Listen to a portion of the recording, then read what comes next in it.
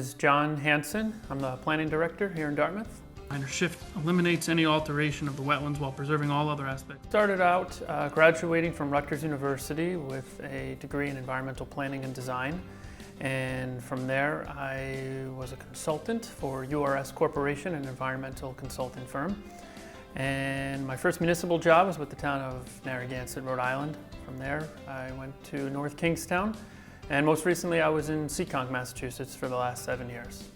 Some of the notable projects that I worked on in Seekonk include the site plan review bylaw that was passed soon after I applied for the job and was awarded it. Also oversaw the implementation of our open space and residential design bylaw, which is basically a cluster design subdivision bylaw. And I would say the most proudest moment in Seekonk was an affordable housing project that I worked on with Habitat for Humanity, where we were able to have a collaboration with the town on some tax title land, and we're able to build a house for a member of our community.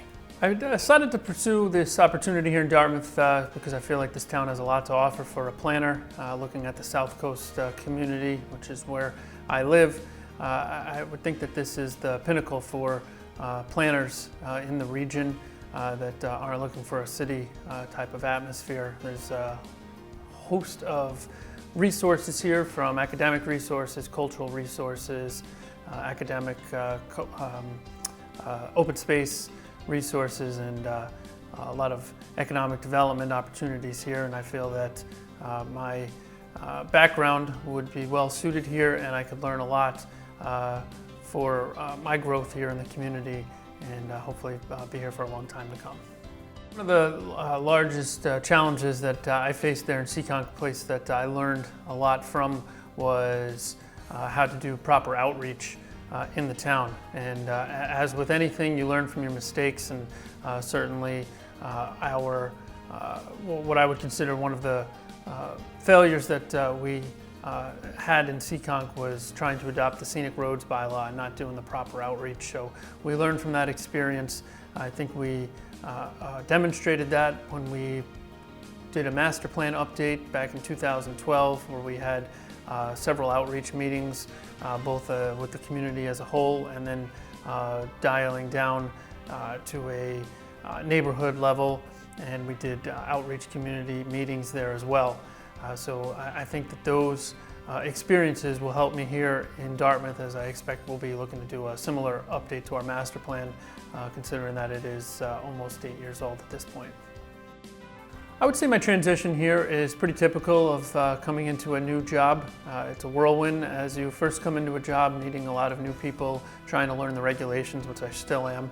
I think there's a silver lining in this winter, as we haven't had a whole host of applications, new applications coming in.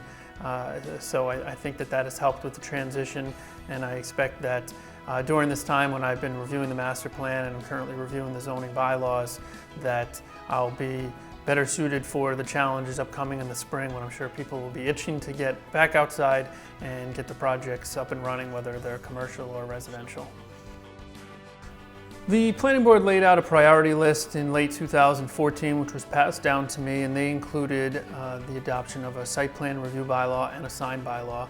As I stated previously, the site plan review bylaw was something that we worked on and got passed soon after I was hired in that town, and I believe that the sign bylaw is something that will be the second item on our priority list. We've enlisted the services of Serped to help with that. I've had experience with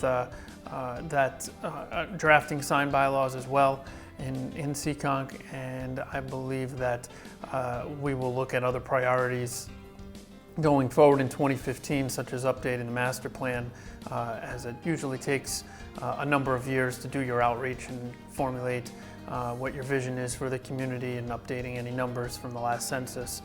So I would think that would rise to the level of making it to our priority list. Well, certainly our growth, both on the residential side and the commercial side, will lead to challenges.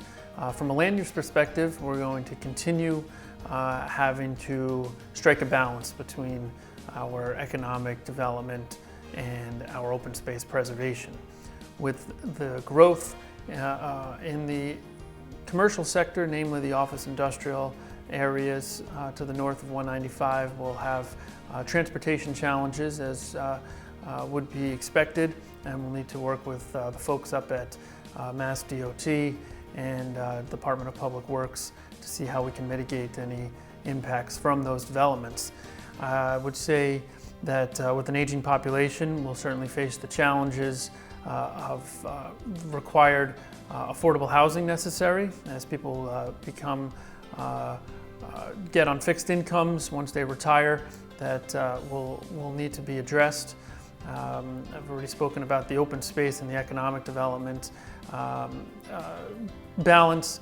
I would say the final issue, looking at the master plan, we'll need to better identify what public facilities and services need to either be updated or maintained going forward, again with our aging population.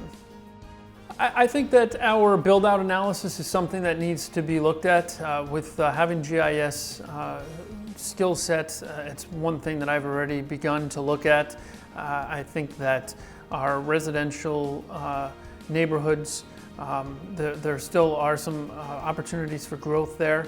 I don't see that declining. Maybe the rate of growth will be less than what it's been in the past. In terms of the commercial growth, you're probably going to see more of a redevelopment than a new development approach from the developers in the commercial sector, namely in the Route 6 corridor and the Fonts Corner area going up north and south of 195.